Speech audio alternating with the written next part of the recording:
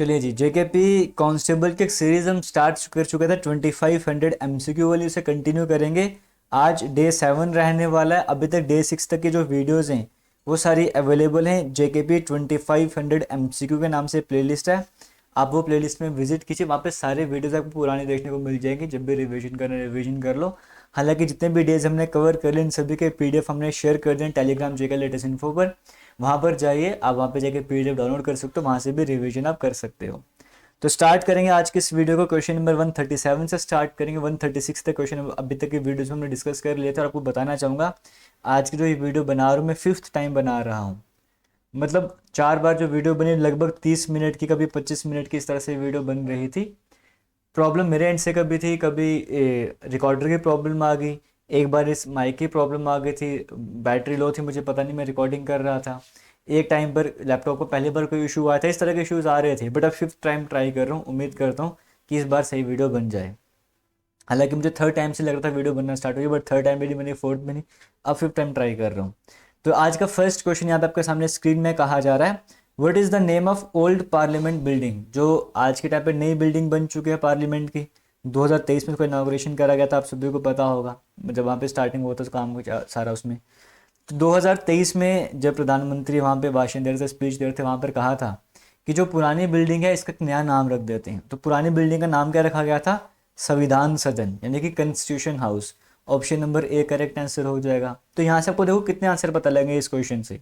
एक तो कि पुरानी जो पार्लियामेंट की बिल्डिंग हो चुकी है आज के टाइम पे, उसका नाम क्या है? संविधान सदन। नहीं तो संसद भवन ही, इसमें कोई डाउट नहीं है।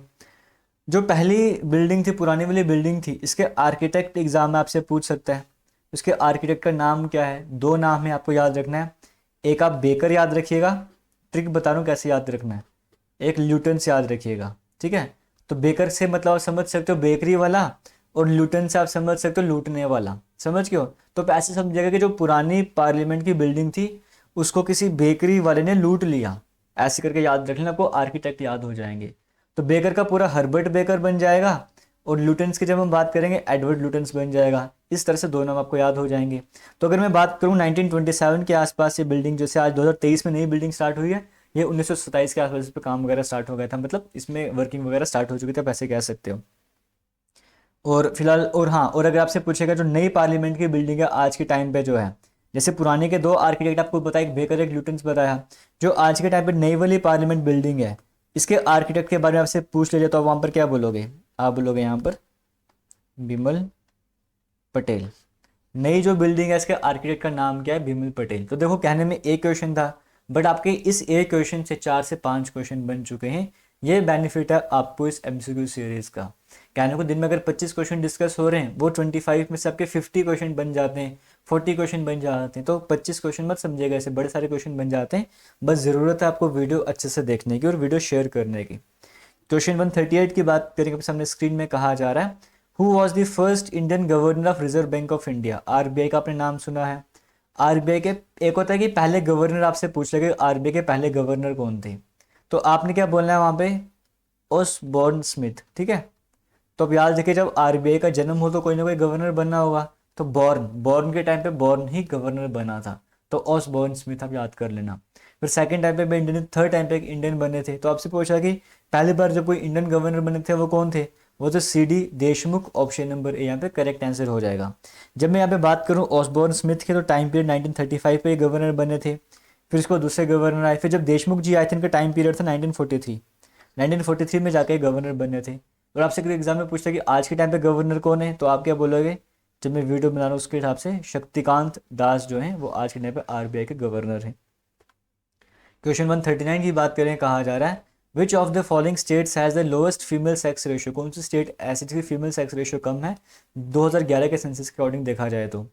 देखो, इन चार ऑप्शन की बात करेंगे, हरियाणा करेक्ट आंसर हो जाएगा। हरियाणा का जो फीमेल सेक्स रेशियो है वो कम था, यानी कि हरियाणा की बात करेंगे स्टेट वाइज। और अगर आपसे यूटी वाइज पूछ ले तो दमन एंड दीव आपको याद रखना है, ठीक है। हालांकि आज के टाइम में मर्ज हो चुका है दमन दीव दादरा नगर हवेली, लेकिन 2011 के हिसाब से देखा जाए तो फीमेल कैटेगरी में हरियाणा का सबसे कम सेक्स रेशियो था। और अगर यूटी वाइज बात करें दमन एंड दीव का था, है ना। अगर मैं जैसे हरियाणा की बात करता हूँ तो 877 था, मतलब 1000 लड़के तो उसमें 877 लड़कियाँ होंगी। अगर यूटी दमन दीव की बात करूँ उसको 618 के आसपास था। ओवरऑल इंडिया की बात करें 943 था सेक्स रेशो। तो ये इंपॉर्टेंट पॉइंट है, आपसे एग्जाम में क्वेश्चन बन सकता है, आपको पता होना चाहिए। आगे चलते हैं और आपको बताना चाहूँगा, मुझे नहीं पता वीडियो कितनी बड़ी बनने वाली है, बोले क्या पता आज जो 25 क्वेश्चन की टारगेट है वो कंप्लीट होगा या नहीं होगा, बट ये मेरा लास्ट अटेम्प्ट है आज का। अगर सारे क्वेश्चन ठीक हो गए तो ठीक है, वरना जितने भी क्वेश्चन की वीडियो रिकॉर्ड होगी मैं वही अपलोड कर दूंगा, ठीक है। The Annapurna peak belongs to which region of the Himalayas. Annapurna peak जो है हिमालय के कौन से रीजन में आता है, तो 4 तरह के ऑप्शन दिए गए, बट नेपाल यहाँ पर जो है वो करेक्ट आंसर हो जाएगा, ठीक है। तो नेपाल मतलब जो टॉप 10 पीक है ना, उसमें अन्नपूर्णा पीक का भी नाम आता है। 8091 मीटर के आसपास की हाइट देखने को मिलती है, तो फिलहाल नेपाल यहाँ पर करेक्ट आंसर हो जाएगा। क्वेश्चन 141 की बात करेंगे, कहा जा रहा है सॉलिड्स जैसे कि फैट्स हो गया, ग्रीस हो गया, ऑयल की बात करेंगे, जब ये लिक्विड जो वेस्ट वाटर है उसके ऊपर जब फ्लोट करते हैं तो इन सॉलिड्स को क्या कहा जाता है, तब इन सॉलिड्स को एक नाम दिया जाता है, उसको कहते हैं स्लज। और इसको अगर हटाना है, इस प्रोसेस को क्या कहते हैं, स्किमिंग कहते हैं। तो ये 2 पॉइंट आपको इस क्वेश्चन के पता होने चाहिए, आपके लिए इंपॉर्टेंट रहने वाले। चलेंगे क्वेश्चन नंबर 142 की बात करेंगे, आपके सामने स्क्रीन में कहा जा रहा है who was the viceroy of India when quit India movement started in 1942। जब क्विट इंडिया मूवमेंट स्टार्ट करेगी 1942 में, तब वॉइसरॉय इंडिया के कौन थे। 1942 में स्टार्ट करी थी, अगस्त का मंथ था, 8 अगस्त 1942 को स्टार्ट करी थी। महात्मा गांधी का एक बड़ा फेमस स्लोगन आया था इस टाइम पे, डू और डाई, करो या मरो, ठीक है। तो उस टाइम पे वॉइसरॉय कौन थे, लिनलिथ गो जो है उस टाइम पे वॉइसरॉय था। तो गो यानी कि यहाँ से भाग जाओ, इस तरह से याद रखिएगा। क्विट इंडिया मूवमेंट के टाइम भारत छोड़ो यानी कि गो, यहाँ से भाग जाओ, तो गो आपको देखने को मिल रहा है।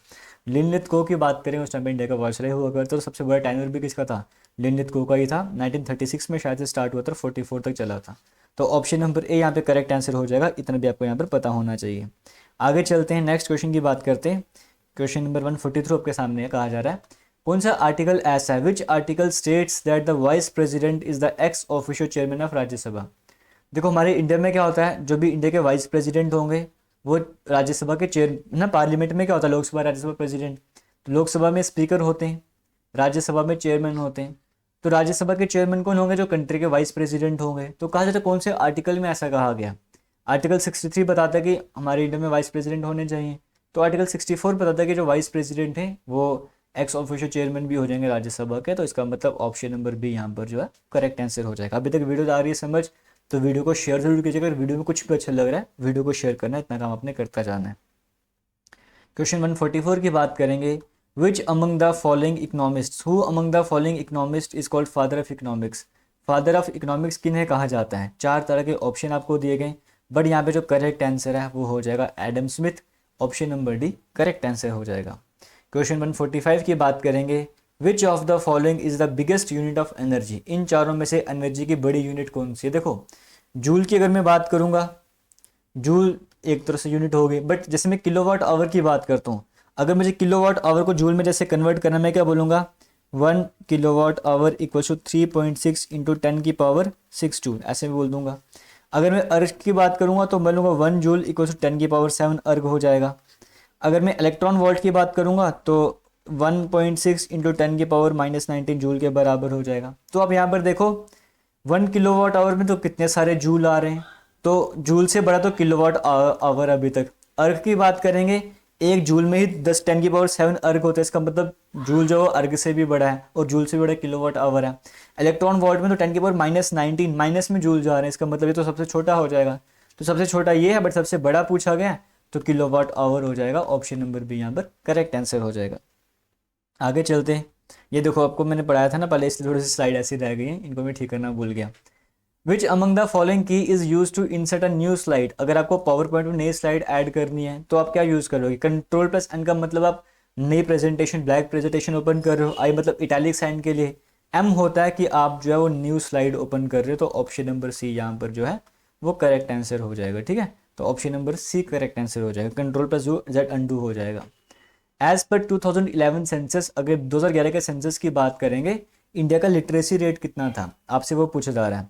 तो इंडिया का लिटरेसी रेट 74.04% था, यह था इंडिया का ओवरऑल लिटरेसी रेट।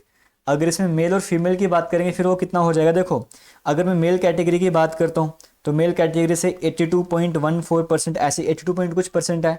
और फीमेल कैटेगरी का 65 पॉइंट कुछ परसेंट है। आप इस तरह से याद रख लेना, वो भी इनफ रहने वाला है, ठीक है। मेल कैटेगरी का 82 पॉइंट कुछ रहने वाला है, फीमेल का 65 पॉइंट कुछ रहने वाला है, इतना भी याद रख लो, इनफ रहने वाला है। ओवरऑल कितना है 74.04, जो ओवरऑल है वो पूरा का पूरा आपको पता होना चाहिए, क्योंकि एक एग्जाम में 74.04 भी था और 74.40 भी ऑप्शन में था, तो 74.04 आपको याद रखना है। Who is considered as the first modern woman poet of the Dogri language? First modern women poet Dogri language को किन्हें कहा जाता है? तो पद्मा सचदेव जी को। Option number C correct answer हो जाएगा। 2-3 साल पहले इनकी डेथ हुई है, और इनकी अगर हम बात करेंगे तो जो वुमेन कॉलेज है गांधीनगर में, उनको इन्हीं के नाम पर रखा गया उसका नाम, तो Padma Sachdev option number C correct answer हो जाएगा। आपको पता ना, ये जो सीरीज़ है वो किसी सबसे डिज़ाइन करी जाती है कि एक जेकेपी कांस्टेबल का पेपर है और जेकेएसएसबी ने लेना है, इसीलिए आपके लिए सीरीज़ बड़ी इंपॉर्टेंट है। कहीं से भी पढ़ते हो, ये एमसीक्यू सीरीज़ आपको ज़रूर कवर करनी है। और अगर आपको फुल लेंथ कोर्स कवर करना है, अच्छे से तैयारी करनी है, हमारी एप्लीकेशन AKS क्लासेस पर इसका कोर्स भी चल रहा है, फ्रेश कोर्स भी है। वीडियो के कमेंट सेक्शन में लिंक मिलेगा, वहाँ पे जाके कोर्स को ज्वाइन कर लो, वहाँ पे डिस्काउंट वगैरह भी चल रहा है। तो फुल लेंथ कोर्स जब आप ज्वाइन करोगे, उसमें टेस्ट, वीकली टेस्ट आपकी हुआ करेंगे, एग्जाम आने से पहले फुल लेंथ मॉक टेस्ट भी आपको उसमें मिल जाएंगे। तो वो कोर्स वगैरह ज्वाइन कर लो, कुछ भी अलग से पढ़ने की ज़रूरत नहीं पड़ेगी। हाँ, अगर आप कोर्स ज्वाइन करोगे, टेस्ट आपको देने पड़ेंगे, MCQ सीरीज़ कवर करनी पड़ेगी, इतना काम आपको करना पड़ेगा। The holy place of Baba Dinsar is located in which district of Jammu Kashmir? Baba Dinsar की बात करेंगे जम्मू कश्मीर में कहाँ पर है? ये रियासी वाले साइड में आ जाता है। झील है कलवा झील, इसके पास आपको देखने को मिलता है। जो भी घूमने जाते हैं रियासी वाली साइड में, वहाँ पर रहते हैं, सभी को इसके बारे में पता होगा, एग्जाम में पूछा भी गया है। Option number C correct answer हो जाएगा। क्वेश्चन 150 की बात करेंगे। Which among the following is the UT bird of Jammu Kashmir? Jammu Kashmir का यूटी बर्ड कौन सा है? पहले तो हुआ करता था ब्लैक नेक्ड क्रेन, लेकिन आज के टाइम पे क्या है? खलीज फिजेंट। जब यूटी बन चुका है तो नया आ गया खलीज फिजेंट, क्योंकि ये लद्दाख वाली साइड में चला गया इसीलिए। तो ऑप्शन नंबर डी यहाँ पे करेक्ट आंसर हो जाएगा। बगलीहार डैम कहाँ पर है जम्मू कश्मीर में? कौन सी नदी पे बना हुआ है? चिनाब नदी पे बना हुआ है, रामबन डिस्ट्रिक्ट में है। तो इसका मतलब ऑप्शन नंबर बी यहाँ पर करेक्ट आंसर हो जाएगा। एक कोडिंग लैंग्वेज में रन की कोडिंग इस तरह से करी गई है। देखो, रन की बात करूंगा, RUN, आर आता है 18 नंबर पे, यू आता है 21 नंबर पे, एन आता है 14 नंबर पे। तो आपको पता है 18 में अगर मैं 2 ऐड करूंगा तो 20 बन जाएगा, 21 में अगर 2 ऐड करूंगा 23 बन जाएगा, 14 में 2 ऐड करूंगा 16 बन जाएगा। तो पैटर्न +2 वाला सेम पैटर्न आप यहाँ पे अप्लाई करो। P14 नंबर पे आता है, P16 नंबर पे आता है, 2 ऐड करो 18 बन जाएगा। तो ये पैटर्न हमको यहाँ पर भी लगा रहा था। देखो, अगर मैं R की बात करूँ, R 18 नंबर पे आता है, 18 में 2 ऐड करो 20, वो दोनों जगह देखने को मिल रहा है। A फर्स्ट नंबर पे आता है, 1 में जब मैं 2 ऐड करूँ 3 बनेगा, वो मुझे ऑप्शन नंबर A में ही देखने को मिल रहा है। तो option number A correct answer हो जाएगा, आगे चेक करने की ज़रूरत ही नहीं है। 153 की बात करेंगे, कहा जा रहा है, देखो क्वेश्चन आपके सामने है 7, 16, 41, ये क्वेश्चन अच्छे लेवल वाला है, ठीक है। 94, 251 क्वेश्चन मार्क यहाँ पर क्या आ जाएगा आपको बताना है। देखिए 7 और 16 में अगर मैं गैप देखूंगा तो कितना गैप हो जाएगा? 9 का गैप हो जाएगा। 16 और 41 में अगर गैप निकालूंगा तो कितना हो जाएगा? 25 का हो जाएगा। 94, 41 में 4 में से गए 3, 9 में से 4 गए 5, 50 का गैप हो जाएगा। अगर मैं यहाँ पे गैप निकालूंगा तो कितना बन जाएगा? 156 का गैप बन जाएगा, है ना। ऐसे गैप देखने को मिल रहा है, तो आगे कितना गैप आना चाहिए? अभी तक ठीक है, 3 का स्क्वायर, 5 का स्क्वायर, पर आगे स्क्वायर देखने को मिल नहीं रहे। तो यहाँ पे मैं डबल डिफरेंस सीरीज लगा सकता हूँ, या और कोई पैटर्न भी लगा सकता हूँ। एक सिंपल पैटर्न आप अगर आपको मैं बताऊँ जो आगे एग्जाम में काम भी आने वाला है, आपको पता 9 का अगर मैं 9 को 3 से मल्टीप्लाई करता हूँ तो 27 आता है, बट 2 माइनस करना पड़ेगा। तो मैंने क्या पैटर्न लगाया? 3 से मल्टीप्लाई करो, 2 माइनस करो। अब आगे 25 से जब मुझे यहाँ पर जाना, मुझे 2 से मल्टीप्लाई करना पड़ेगा, 2 से मल्टीप्लाई करो, 3 ऐड करो। तो आगे चेक करते हैं, 53 से 150 में मुझे 3 के आसपास मल्टीप्लाई करना पड़ेगा। 53 को जब मैं 3 से मल्टीप्लाई करता हूँ 159 आ जाएगा, और 150 और 150, 159 आ जाएगा। 159 में से जब मैं, अच्छा यहाँ पे 157 आ रहा है, ठीक है, ये मेरी मिस्टेक है अपनी। तो 2 माइनस करूँगा तो 157 आ जाएगा। तो पैटर्न क्या है? 3 से मल्टीप्लाई करके 2 माइनस करो, 3 से मल्टीप्लाई करके 2 माइनस करो, 2 से मल्टीप्लाई करके 3 ऐड करो। मतलब जो पैटर्न था वो रिपीट हुआ, ये पैटर्न दोबारा से रिपीट होगा। मतलब 157 को 2 से मल्टीप्लाई करके 3 ऐड करना है। तो 157 को जब मैं 2 से मल्टीप्लाई करूँगा कितना हो जाएगा? 300, 314 प्लस 3, 317 बन जाएगा, ठीक है। तो अब मुझे 251 में 317 ऐड करना है, कितना बचेगा? 300, 200, 500, 550, 560, 568 ऑप्शन नंबर ए में देखने को मिल रहा है, वो करेक्ट आंसर हो जाएगा।